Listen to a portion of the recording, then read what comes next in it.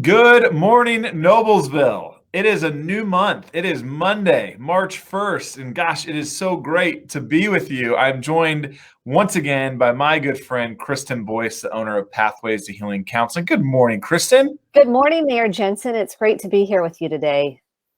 It's wonderful to be with you. Before we went live, Kristen and I were just discussing, we both are a family that has 3 dogs apiece, and we were discussing what happens when you have 3 dogs for several weeks with snow on the ground, what you got to do in your backyard before this. So those are the exciting behind the scenes stuff that some of you guys don't get to hear about. So, but Kristen, always so glad to have you join us this morning. We're kicking off a new month here. I don't know about you, but I just felt like this weekend I heard a collective sigh of relief from at least every parent around the city of Noblesville as you booted your kids outside, hopefully to get some fresh air. But I know so many folks, December, January, February are some dark, cold months, but we are headed for some sunshine, some warmer weather, March Madness, all sorts of great things going on. So but we're just honored to have you guys join us again on another edition of Mental Health Monday. Before we get started, feel free to chime in. Let us know you're watching. Say hi. If you have any questions at all throughout this morning, our broadcast here this morning, let us know. Feel free, no question is off the table. So feel free to let us know your thoughts and how you're feeling here today. So before we get started on some big topics, Kristen, let's walk through a little square breathing exercise, one of my all-time favorites. So take it away. Okay, we're going to do this together so everybody can practice this together. So throw me a bone and you're going to do it with us. So you're going to start with your feet on the floor. You're going to press into your feet. We're going to inhale for 4 through our nose, hold for 4. Again, that hold helps recalibrate the nervous system, bring us back into the present. So we're not in the past, we're not in the future, we're right here. And then we are going to exhale slowly out your mouth for 8. And you're almost like going to let all that air out of the balloon until you have no air left. So let's practice this together. We're going to press into our feet. Inhale, hold, exhale slowly out your mouth.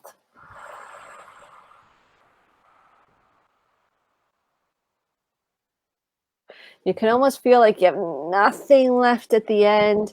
Notice your physiology. Notice how the felt sense in your nervous system has shifted.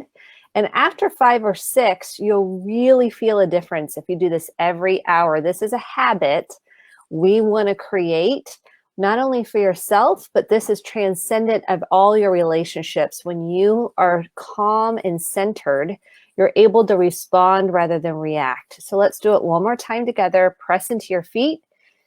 Inhale, hold, exhale slowly out your mouth.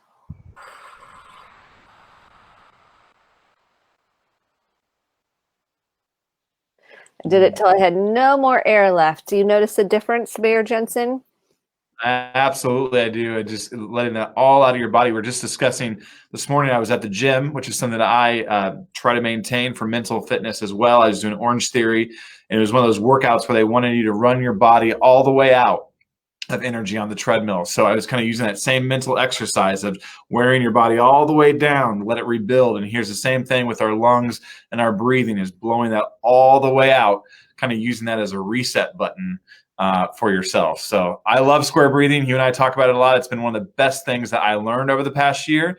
I did a lot of it this weekend. I was in some great engaging conversations around parking, one of my favorite topics. And I was doing some square breathing myself to get through those. So it can be used all the time in all sorts of environments. So thank you, Kristen, for leading us on that. So yes, we have several topics we want to discuss today. We're going to talk about habits and routines and expectations and how they play into our mood. But before we go to that, Kristen, I want to throw a curveball with you, because something that I'm experiencing right now in my household is how to manage a relationship when maybe you and your spouse, or you and a friend, or you and a coworker have different feelings about the moment. So, and I'll use a good example right now. I am a optimistic, cheery person. Everything's going great for me right now. I love my job. Things are going really great. But I will tell you, I have a very wonderful, amazing, really pregnant spouse at home who doesn't feel great right now. The first lady of Noblesville is 37 and a half weeks pregnant, and there's a lot that comes with that for any mom or parent out there. So we're kind of at different levels in our love of life right now, if you will. Could we maybe touch on that for my own sanity to kind of work through how do we manage our relationship when maybe we're not feeling the same way about just overall existence right now? So sorry for that curveball, but I knew you would know where I was love coming curveballs. I from. Yeah. love these conversations. These light me up. I love deep conversations. I like to be in real conversations about how are things really going, not the fantasy or kind of pretending. So these are so important to have these types of conversations, the ones you and I are having right now with your spouse, with your partner, with your friends, all the way around. So you're stepping into vulnerability, which can be scary, and yet you want to grow. So this excites me. So first of all, we did this in the car for the weekend. We all had different opinions about different things, like where do you want to eat and how are you feeling? And everybody was in a different space. And the first thing, my daughter chimes in from the back, and I was like, okay, this is what happens when your mom's a therapist. She said, let's do the acknowledgement sandwich. Like, yes, this is working. This is so exciting. And she goes, okay, Dad. And this is geared towards Dad. And she said, I really love how you like to tell jokes. And sometimes I don't find them funny. And I love how you're really trying to make us smile.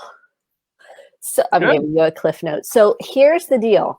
You guys are in different spaces. Makes sense, right? Doesn't it make sense? Like, she's at her end of her rope. She's like, I'm ready. And you're like, woohoo, we're living the life. And when you can acknowledge each other and the spot you're in, do that acknowledgement sandwich. You know, using what that means is we acknowledge with something that we really care about or we really like about our partner. Then we share some feedback with an I feel statement. I feel sad. I feel scared. I feel confused because ... And then we we end it by saying, and never use a but. X-nay it from your vocabulary. No BUTs. No BUTs, because it feels like you got slimed on, you're manipulated, it doesn't feel really like you authentically care. So what I say is replace the but with an and. If you get nothing else out of today besides the breathing, replace your buts with an and. And I really love you and care about you, and I know this is super hard right now. When you both can do that for each other, that's where connection comes into play. Because one, you're acknowledging what the other person is experiencing. And two, you're also sharing how you really feel. We're not stuffing it down. We're not pushing away from it. We're not avoiding those hard conversations that are detrimental to relationships ultimately. You're leaning into that hard conversation. You're taking that deep breath. You're coming from a center place, and you're going to use that acknowledgement sandwich. So there we go. That's good. Kids are paying off with the acknowledgement sandwich. And I always go like this with them to kind of give them a visual, like you're going to eat the sandwich that tastes good. Right? And so that's why we like to call it the acknowledgement sandwich. Yeah. I love that. Thank you. Like I said, I know that wasn't necessarily on our talking points for today, but it was very topical for me as we worked through this weekend a little bit. And so one of my goals has been, as the leader of the city, to be vulnerable, to talk about things that we are dealing with at the Jenson household, and that's one of them. So thank you for walking me through the acknowledgement sandwich. I look forward to practicing that tonight, and I'm sure my wife will text me here in a little bit and let me know about that here. So thank you. So let's talk a little bit about one of the things we want to talk about is our habits, our routines, and our expectations that we have. We are creatures of habit. I am a very habit-driven person. I'm a very routine person. If I get off my routine or my habits, are altered for some reason, it has an impact on my mood. So I know you kind of wanted to go down that path today, which I'm really excited to hear about, because I do think and I will say, I imagine this past year we have developed different routines and different habits. And so now with this whole new normal is now going back to maybe somewhat of a old normal. And how does that change our view and our mood about things? So I'll start it there and let you run with it. Yes, I love that we're having this conversation because our habits did change. And for most people, almost everybody that I've worked with, their habits have changed. We got out of routine. We know that we do better when we have routine. And I did some research just before today, just because I wanted to freshen up to make sure that my information was concurrent with the current information. And this is what I wanted to share. 45% of all daily behaviors are automatic. That means 1 out of 2 minutes doing something, you aren't even aware of it. That's half our life. You're not even aware of it. And when we were in the pandemic, we kind of went to a freeze state. We have fight, flight, freeze, or fawn. Really, we kind of work primarily with fight, flight, or freeze. A lot of people, some people went into fight, like they made the banana bread, right? They got busy and they made a lot of banana bread, right? Some people kind of went into freeze and they're like, I'm not making any banana bread. I don't even know what's going to happen next. And then some people got busy, like starting hobbies. They're like, I'm going to pick up quilting. I'm going to pick up sewing. I'm going to pick up hobbies like out in the garage and woodworking or whatever it was. So right now, what I can tell you is we've gotten out of routine and we're thirsty. January 1st, we're all about the routine. Here's what I want to say about changing a habit. What used to be the whole 21 days, that's a myth. So I'm going to blow that up. It's a myth. So Harvard did a study at Duke University that it's actually 66 days to change a habit, to make it go from unconscious to conscious. 66 days. Does that surprise you at all? It's a lot more than I thought it would be, because you hear early on that it's like 14-day. There's all numbers going around. 66 seems a little bit longer than I thought, and maybe not overwhelming by any means, but a little bit more daunting when it looks like we're trying to change habits in 66 days is what it takes. Yeah. And in a pandemic, the first thing I want to say is we have to have compassion for ourselves. We have to have grace because we're still trying to navigate what's going on. And so we think 66 days, okay, we look at a lot of blocks to making habit changes. We have fears. We might have some mental health things going on. We might have some anxiety or some depression, which we know from what we shared last Mental Health Monday, 1 in 2 people are struggling in some mental health capacity. And that does impact our sense of motivation to make that change. Because what happens is we have a trigger. Okay, let's say the trigger is loneliness. Let's say the trigger is a disagreement with our partner. Let's say the trigger is e-learning with our kids. Let's say the trigger is the kids fighting in the background.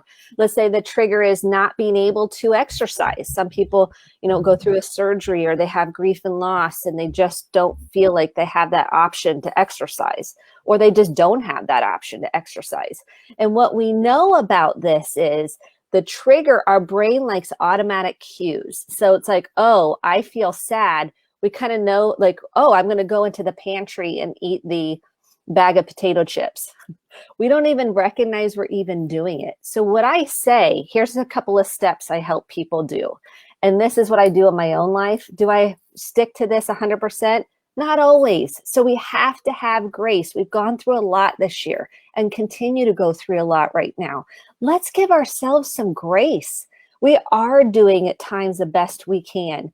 It's making a conscious decision to decide what you do want to change in order to change the habit. And that leads me to expectations. Expectations are resentments waiting to happen. Mm-hmm. Guess what's the number one voice we hear? Our own. It's how we talk to ourselves. What are the expectations you're expecting from yourself? We beat ourselves up. We have this inner critic that tells us how horrible we are, not good enough, that nobody likes us, that we're stupid, that nobody cares about us, that we don't have significance or importance. I mean, those stories go on in our minds. That's called shame. And it prevents us. It's one of the biggest barriers to making a change because we feel like, or we get off that, let's say we have a bad day, we eat the bag of potato chips, we're like, just forget it, whatever. This isn't even working anyways. And we kind of have that critic in the mind that just sabotages us. So here's a couple of things I encourage people to do is identify what do you want to change. So maybe it's, I want to get out 10 minutes to 15 minutes a day and go for a walk. Okay, we've identified that. When did it begin that you were in the pantry eating the bag of potato chips? When was it that food became a habit for you that you turn to when you had a trigger. Deconstruct it. Look at the timeline. How old were you? What was going on then? It helps you go, oh, there was a lot going on in third grade when my parents got divorced. And the food, mom was at work and dad was at work. And so I just kind of ate a bunch of TV dinners and junk. You start having some insight into how these behaviors, how these patterns got developed, and you start having some compassion for your little boy, your little girl inside. I know that sounds cheesy, and it's so powerful when you start recognizing when did this habit be created, and then notice now when does that habit get activated for you. So let's say you get into shame, which is a big trigger for most of us when we don't feel good enough. Guess what? To take that edge off, to kind of self-medicate, we go towards something, and it's a habit we might not be real proud of. And that's what I want to say. Everybody has this. Like, people are like, well, they look like they don't have anything. They look like they're perfect. I'm like, no, they have something too, because we all have developed habits as a way to cope and survive. And let's give us some credit. That helped kind of at the time self-medicate, self-soothe us. And then it becomes maladaptive, where it creates more shame for us. So if we're in the pantry and we're eating the bag of potato chips, now our shame is even more than it was, because we're like, dang, I was doing so good. And then I went into the pantry and ate the bag of potato chips. That's where we have to have self-compassion and say, okay, it's okay. What do you want to do about it now? What are you feeling? This is the last point I want to make about this. Oftentimes underneath our habits are feelings that we're not tending to, acknowledging, and nurturing. Right now in this pandemic, it is the number 2, because number 1 is breathing. Number 2 is tending to these emotions that we are afraid we're going to get swallowed in. And so because we're not processing them, we're creating some of these habits to move away from those emotions. So those are a couple of tips to get started, because this is hard. We spend half our life in automatic behaviors, and we get rewards from those. That's the other thing. Habits, like, we're looking for a reward. Like, here you are at Orange Theory. I'm like, you go, right? You want the reward to keep happening, so that it reinforces that trigger to go, oh, I want to feel better. Yep. So that's why that 66 days in a row, let's give ourselves some grace. Even if you miss a couple of days, let's get back on that decision to keep going and be gentle with yourself. So if I'm looking back on the past year and I've maybe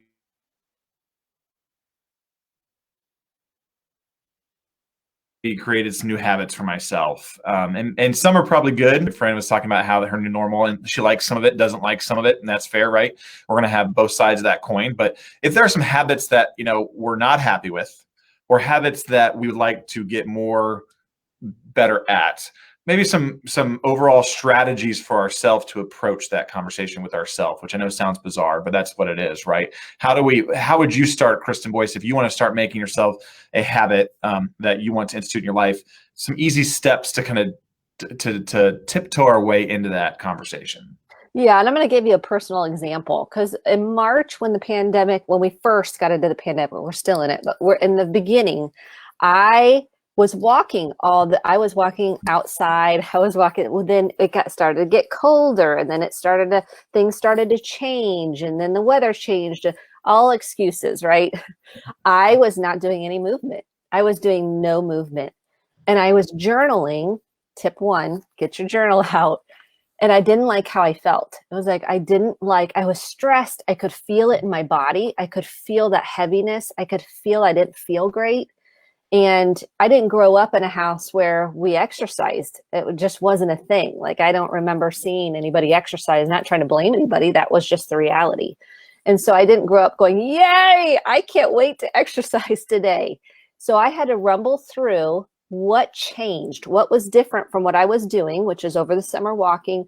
Oh yeah, I wasn't walking. Oh yeah, I want to, because we kind of feel like, oh, I need to do it. And then it became a want. So I wrote it out. What do I want to change? And I decided I wanted to model what health looked like for my kids. I wanted to feel better. I wanted to have more energy. I wanted to decide, I wanted to change my physiology. And so I decided I will walk. I will get back onto the walking and I will do it 30 minutes a day. And I asked myself, can I commit to that? Can I do that? Am I willing to do that? And I decided if I don't do it every day, I at least want to do it 4 to 5 times a week. So I wrote it out. I walk 3 to 4, I think 4 to 5 times a week, 30 minutes a day. I wrote it out as a goal. And then I checked myself to see, can I commit to that? Because sometimes we're like, I'm going to lose 85 pounds. Mm-hmm. And then it becomes so massive that you almost feel like I can't achieve it. Make a reasonable, check in with yourself. And so then I did, and then I made a commitment. Now, have I fallen off a time or two? Yeah. And I go, okay, it's okay. Let's get back on. What's going on for you? Are you feeling stuck? Are you having blocks? What's going on emotionally that is preventing me from committing or following through with what my commitment was to myself? Do not make goals for other people. Those never work. And I'm telling you, I work with a lot of couples, a lot of families. The person has to decide, the individual has to decide they want to do the work. And that not for somebody else, not to please, not to perform, not to keep the peace, because I want to do it. And nobody was saying that to me but me. It was a rumble with myself. So you're going to write out a reasonable goal. Okay, what is the reasonable goal that you want to change? I like to write it out as if I'm already doing it. So I walk was like, I'm already doing that. I walk 4 to 5 times a week, 30 minutes a day. So make it specific. And then each day I write out, you can see I write out my goals each morning to check it. And then I say, okay, now I've got a plan in my day how I'm going to do that. So that's where the routine comes into play. What's going to work best in my routine? Well, I started off doing it in the morning and now I'm doing it more in the evening.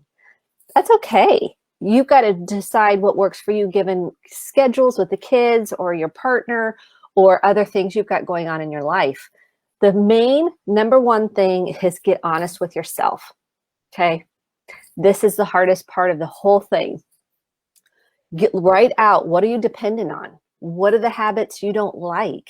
You have to be honest with yourself, not to shame yourself, to say, oh, you are not good enough, or there's something wrong with you. To actually make the change, we have to own it. And that's the hardest part. Mm-hmm. I will say, as a personal example of mine, is the physical fitness piece. So kind of on that topic, I was not somebody who ever really enjoyed that very much, but I have focused on trying to make it a regular 4 times a week habit for myself. And now that habit is not so much a goal of mine, it's just a part of my everyday life. It has become part of my routine. I build it into my day. It's just as much a part of me as putting, brushing my teeth or whatever it may be. I need that physical routine to keep myself just mentally feeling better, if you will. So I've focused in on, even though I get a couple days where maybe I don't, I can feel that funk start to come on, and you can kind of beat yourself up over it. Or I could get up this morning, get to Orange Theory, and afterwards, feels so great. It's a new day. Let's move forward. So I love that perspective. For me, it's focusing on the benefits of it. It's what makes me feel better, and it becomes part of my routine, which is what you were pointing out there as well. So let's talk real quick before we wrap up here today. Routines in our kids. There's a lot of parents that follow us here online, which I really appreciate. I'm a parent. You're a parent. So many parents. Kids form new routines this year. Maybe we're trying to look at the summer months coming up here. We saw some routines last year maybe we didn't like. How do we talk about routines with our kids? First of all, you got to model routine as a parent. It's so important that we are in a routine as parents. If we're not in a routine, it's hard to model it and create them for our children. And let's give ourselves some grace. All the routines kind of got thrown out the window, right? We're like, we're going to school. We're not going to school. We're wearing masks. We're not with our friends. We're with our friends. We're not doing sports. We are doing sports. Things are canceled. I mean, it was all thrown up in the air. and what I have worked with parents on is you doing your own emotional work so then you can be centered. And this is hard to do, so we don't flip our lids, and create routine for our kids. Sleep, number one. I'm passionate about this. We are sleep deprived culture. And when sleep affects mood, it affects learning, it affects focus and retention. Sleep is huge. And this is a huge struggle, right? As parents, we're like, we want you to sleep, and they can't sleep. Like, really cutting through sugar and caffeine and things that are going to keep our kids up. So sleep is one, and us as adults getting ourselves in a sleep routine. How hard is that, right? We got all thrown off, and waking up and going to bed at a certain time as adults and then as children is super important. Getting in a routine about when we're going to do homework and when we're not. Really being in tune with your kid. When is the optimal time? When is it not? And the other thing is eating habits. We tend to, right, if we're going to a sporting event or doing something, we're like, we got to run through a drive-through because we can't cook. No shame in that at all. It's trying to plan ahead in terms of what healthy snacks do we need to integrate? What vitamins do we need to integrate? Routines help children learn better. Routines, we know through research, here's two things we know that help children feel secure. You ready? Number one is a warmth environment where we have empathy and compassion and safety, warmth. Number two, guess what it is? Consistency and routine. And that's why it's been so hard. 7 in 10 kids are struggling right now because we kind of threw the routine off base and we threw it all up right in the air. So we've got to go through warmth. That means emotional availability and connection, and empathy rather than reactivity. We respond rather than react. And number two is consistency with routine.